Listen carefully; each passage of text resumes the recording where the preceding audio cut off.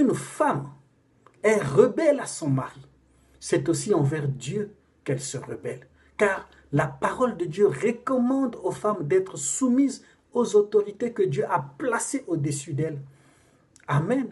Le principe divin de la soumission est merveilleux lorsqu'elle est comprise avec l'enseignement de la parole de Dieu.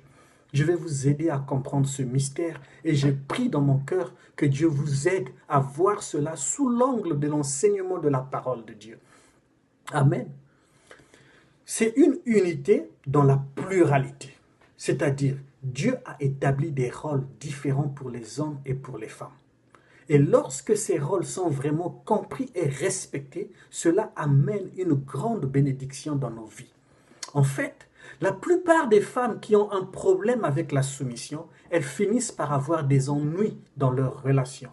Parfois, cela leur produit des difficultés dans leur mariage. Elles ont ce problème à cause d'une mauvaise expérience, souvent une mauvaise réputation. Et la grande majorité de ces personnes sont aigries, elles sont frustrées et insatisfaites. Elles ont un taux d'acceptance très bas. Et ça devient un esprit contagieux.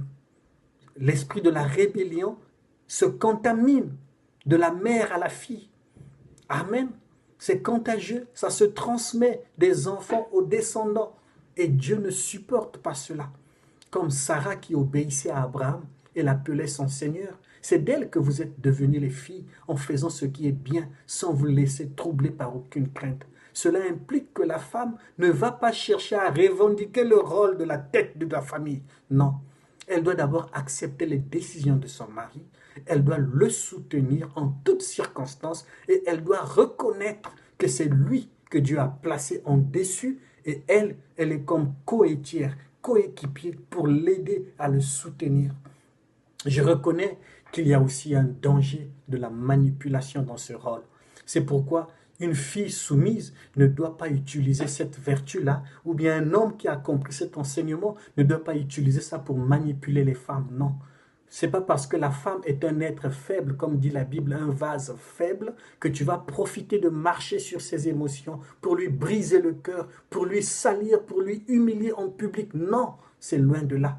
Il est facile de se soumettre quand tout va bien. Et ça, c'est clair dans toute relation. Si vous voulez vraiment connaître la clé de la réussite de toute relation, c'est lorsque tout va bien. C'est vrai. Mais la soumission devient un challenge. Ça devient un défi. Oui, quand tout va dans le bon sens, la soumission n'est pas testée. Mais ça devient un test, une épreuve.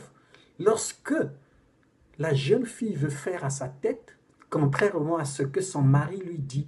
Et quand vous venez dans les bases de la parole de Dieu, Dieu dit que la femme doit s'aligner derrière son mari.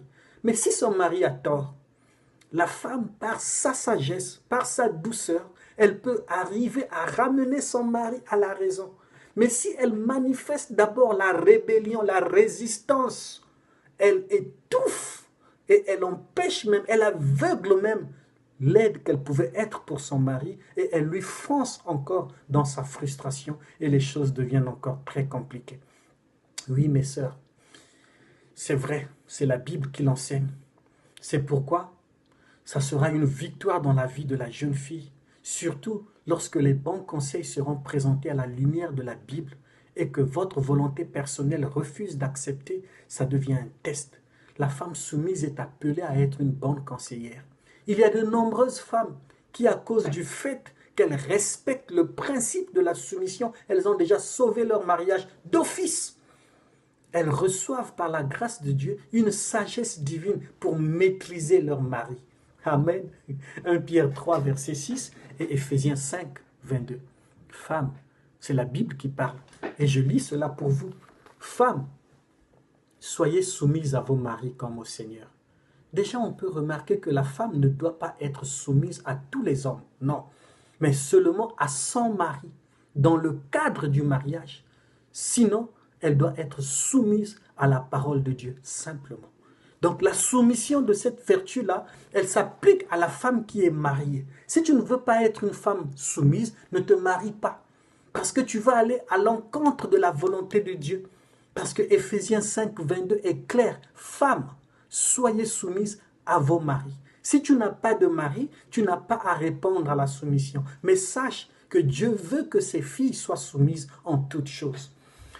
Alors, la soumission ne veut pas dire paillasson. Il n'est pas dit que la femme soumise doit être un tapis sur lequel les hommes pouvaient s'essuyer les pieds quand ils rentrent à la maison, ils ont eu du stress dans la rue et ils veulent trouver quelqu'un. Non, non, non. Ce n'est donc pas à l'homme de dire à sa femme, « Hé, ne sais-tu pas, la Bible dit que tu dois être soumise, hein? Sois soumise à moi. » Non, non, non, ça ne se demande pas. Un homme qui est fidèlement enseigné selon les Écritures n'a pas besoin de dire à sa femme, « Ne sais-tu pas que tu dois être soumise ?» Non, la femme est disposée. Si je t'ai vraiment épousée, si tu es ma femme, si je t'ai marié selon le principe de la parole de Dieu, tu dois être disposé à la soumission. Ça ne se demande pas, ça ne s'arrache pas, ça se transmet automatiquement lorsque la connexion est bien faite. Amen. Tu dois être soumise. Non, c'est la femme qui délibérément, d'elle-même, qui doit se soumettre. La Bible ne dit pas, Marie, soumettez vos femmes, dites à vos femmes d'être soumises. Non, au contraire. Ou bien la Bible ne dit pas, hey, faites marcher vos femmes dans la soumission. Non, je n'ai pas à demander la soumission. C'est à la femme qui craint Dieu, qui a été enseignée selon les principes de la Bible, qui doit reconnaître sa place dans les Écritures